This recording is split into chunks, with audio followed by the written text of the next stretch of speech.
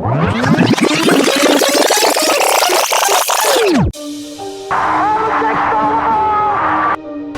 there's a steal by Bird. Underneath the DJ. Pierce for three. It's good. Tatum puts up a three.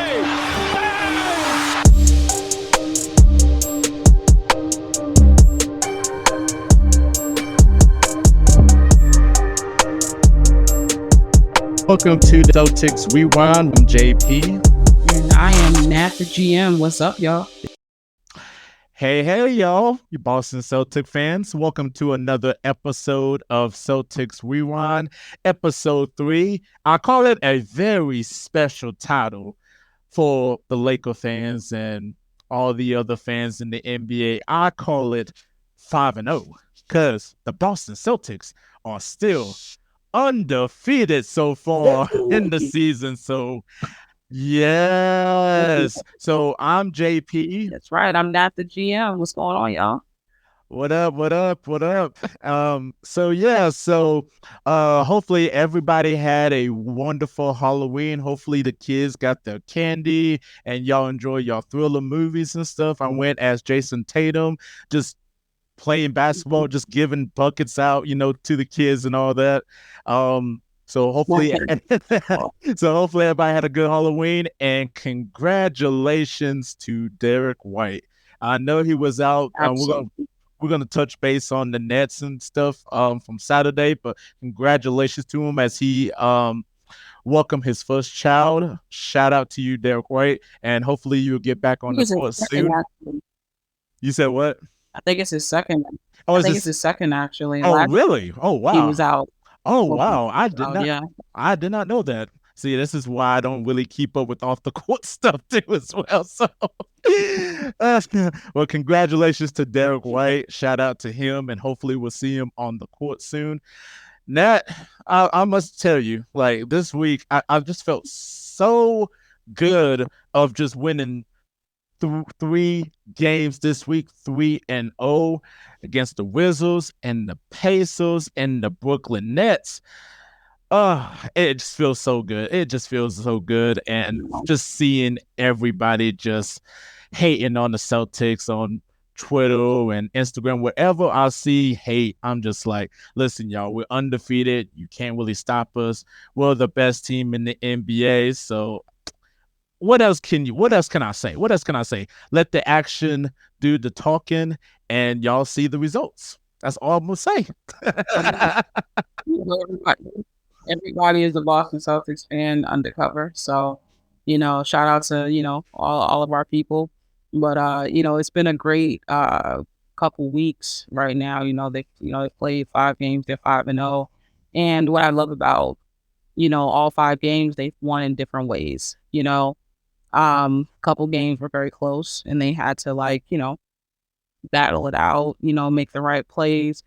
And a couple were blowouts. And then one was a game where going bucket for bucket, and then they create separation in the fourth, which was the Brooklyn Nets game. So one thing about, these teams and these title contenders is what you can always tell.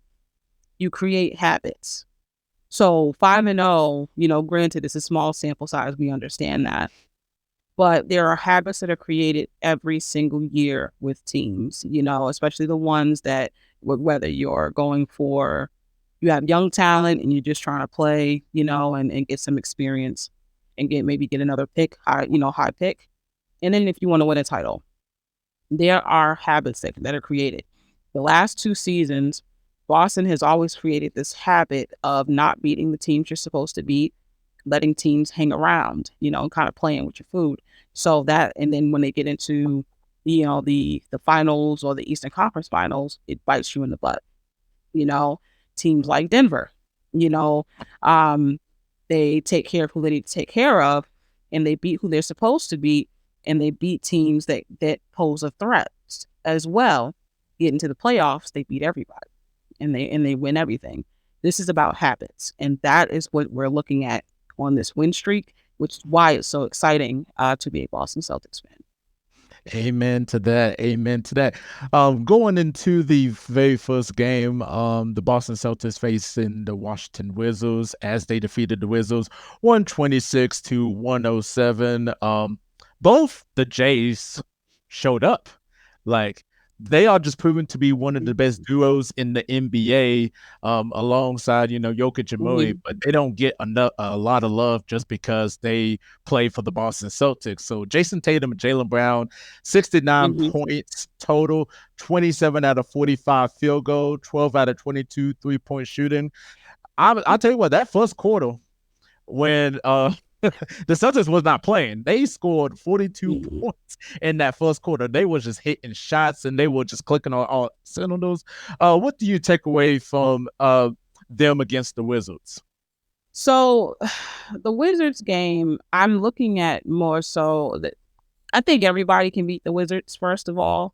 I just don't think that the Wizards are just a very good team, nor do I think they're trying to be. I think they're just trying to get themselves in a position where they get a high draft pick and then, that they build through the draft and then they trade some of these players that other people can use. So I don't really put much stock in the Wizards. What I looked at was how they were scoring.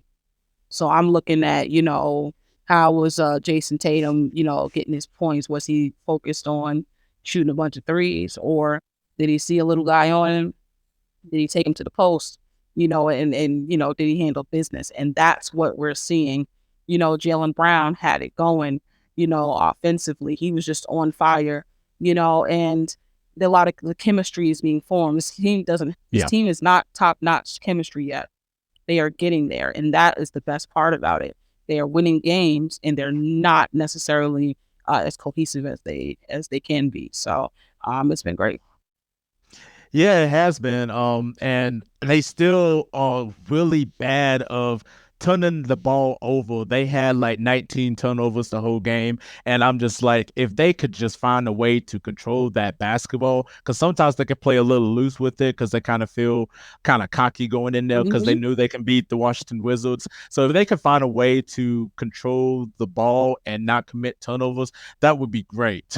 Also, the Wizards had 15 turnovers too as well, which the Boston Celtics scored 30 points off of. The points in the paint, they scored 52 points.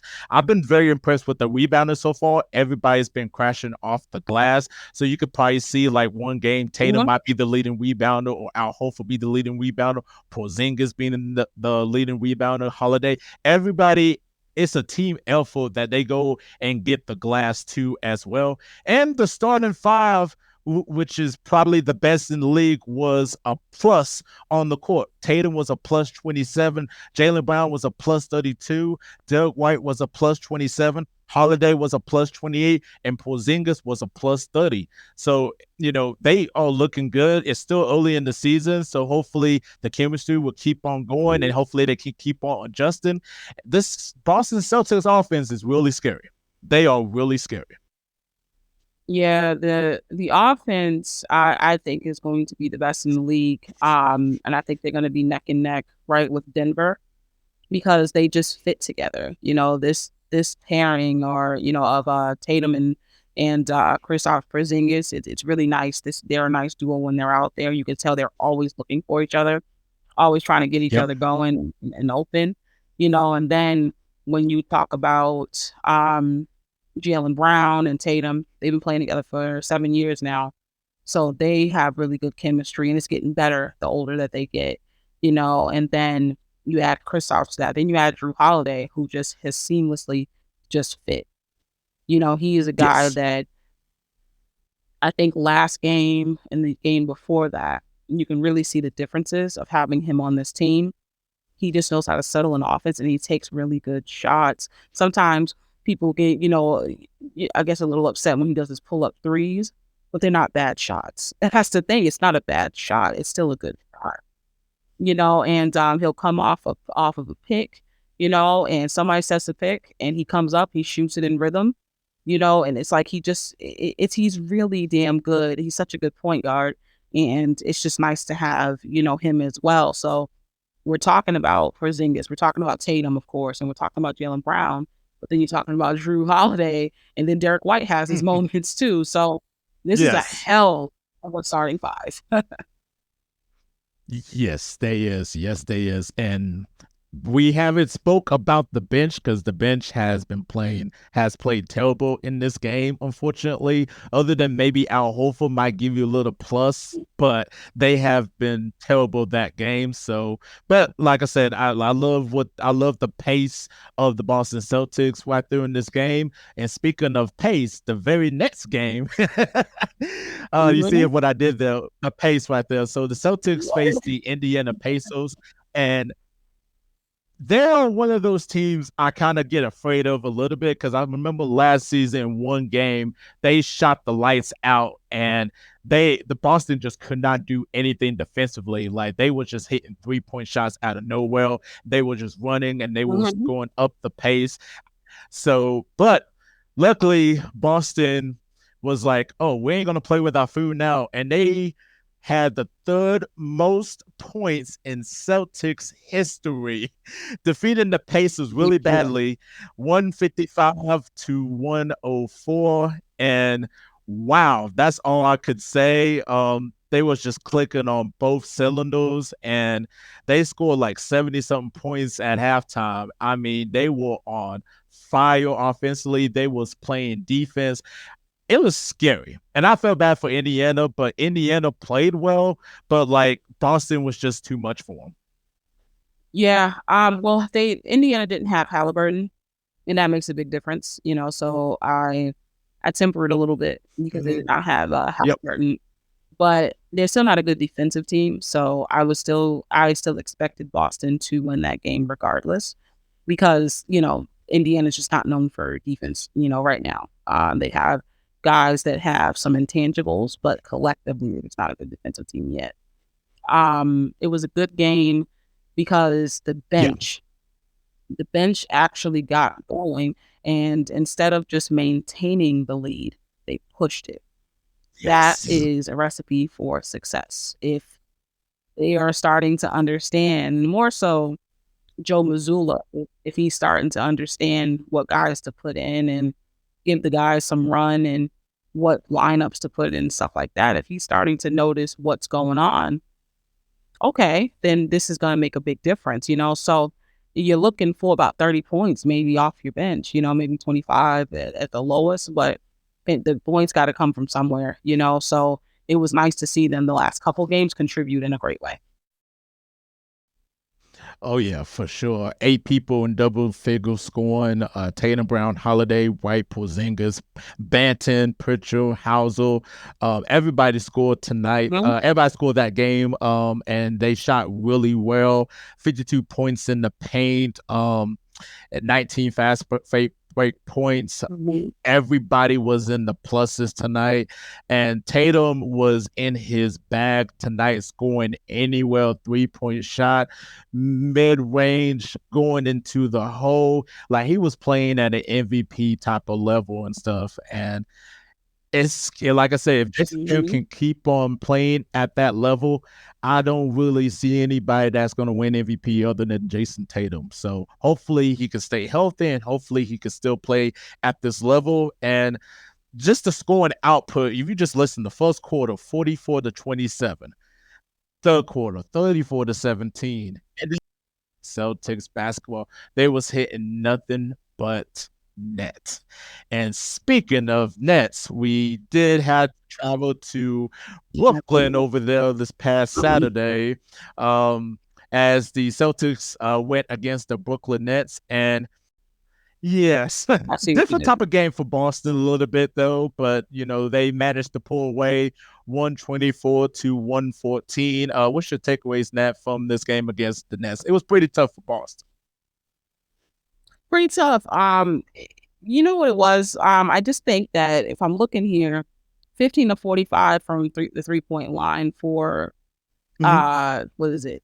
Brooklyn. It just felt like they were hitting every 3-point shot, but they missed 30 of them. I was like, damn, really? That's interesting. Boston, Boston only hit 17, but Boston didn't shoot great in this game either. You're talking about 47%. I'll give it 48% from the field to Brooklyn's 43. 33% from the 3 to Brooklyn's 32. They rebounded Brooklyn 50-42. Let's see. Steals were even 4-4. Assists were even 22 apiece. Block shots, we had one more, and turnovers, we had 11, and we had less fouls. So, that's pretty much the takeaway. I'm looking for free throws, which was okay. There was a disparity there. 23 out of 27 for Boston, 11 out of 17 for Brooklyn. So you could say that it starts at the free throw line because we got there more. Yeah, I agree 100%. The absence of Derek White was really felt against Brooklyn. If they had Derek White, it probably bring a different little mindset and into this game. Like I said, shout out to him. Welcome his second child. And then shout out to Jason Tatum as he made history as the youngest Celtic to score 10,000 career points. So shout out to Tatum. And then that fourth quarter was, like you were saying, the Nets was outscoring the Boston Celtics 30-21 in the third quarter. Like they were hitting their shots in the third quarter. And then at one point, Brooklyn was up by 1 point in the fourth quarter, and Boston went on a 14-5 split in 2 minutes to try to chip the game away. And Luke Cornett was 5 of 5 with 11 points. He hit, his close range shots and layups. So he actually had an impact in this game. And like I say, it was tough, and Brooklyn's always a tough team. And they just was really tough. Jaylen Brown with 23 points. He didn't really have much of a great game. Porzingis, 8 out of 10. Field goal, 1 out of 2, 3-point shooting, 22 points. Drew Holiday almost had a triple-double, 18 points, 10 assists, 9 rebounds. He had the second most rebounds on the team other than Tatum with 11. Those are my takeaways from it, other than 5 players scoring in double figures. So congratulations to the Boston Celtics again, and they are 5-0. Yeah. Again, that game was really good. When it comes to how they won, Tatum, I think, got 32 points. Luke Cornett changed that game for us because he came in. He played some great minutes and he made the most of it. He was perfect from the field, 11 points, 7 rebounds. He just played under control and smart. But Drew Holiday actually got Luke Cornett going, and he kept him involved when he was on the floor. And that's the difference with Drew Holiday. He gets people involved. He keeps people involved, and he makes the right decisions. So kudos to, Drew Holiday. I love that he's on this team. Great job, Luke Cornett. Now, I just think that he needs a little bit more help off that bench. The one thing I can say off the bench as well is they had 21 points collectively. I would love to see Peyton Pritchard actually average at least 10 points. He had 19 minutes and 0 points. He's got to do more. He's got to create space. He's got to understand his spacing, on the floor, and he's got to be able to contribute on the offensive end because they're going to need him. Exactly. And speaking of which, in terms of Peyton Pritchard doing a lot better, in terms of the future of the Boston Celtics, the next 4 games, I know for a fact, like 2 of them is going to be pretty tough. As they got Minnesota at Minnesota, they got the Philadelphia 76ers, the next game at Philly. Then on Friday, for the first ever in-season tournament, they faced the Brooklyn Nets.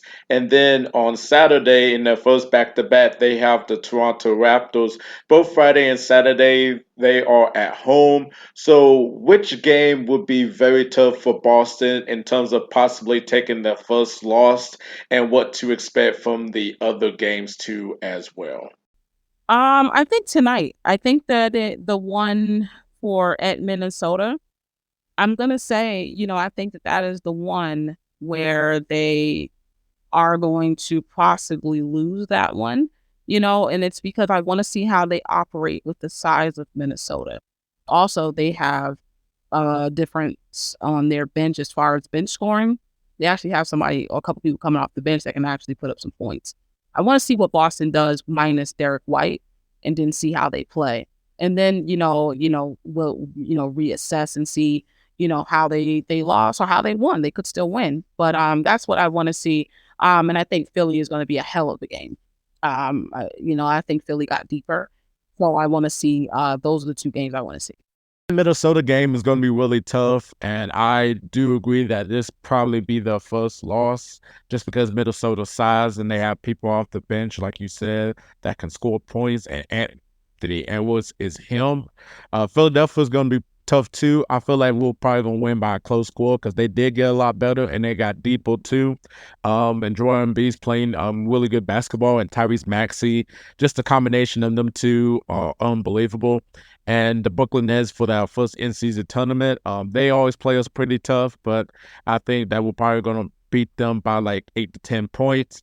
And the Toronto Raptors on Saturday, I think we'll beat the Toronto Raptors probably 10 to 15 points. But we could end up being at best 3-1. Was 2-2. So we'll just have to wait and see how Boston's going to play this out the next 4 games. All right, y'all. This is episode 2 of the Celtics Rewind. Thank you all so much for listening in. Check us out on HoopSpaces.com and HoopSpaces YouTube channel so you can find all Celtics Rewind there.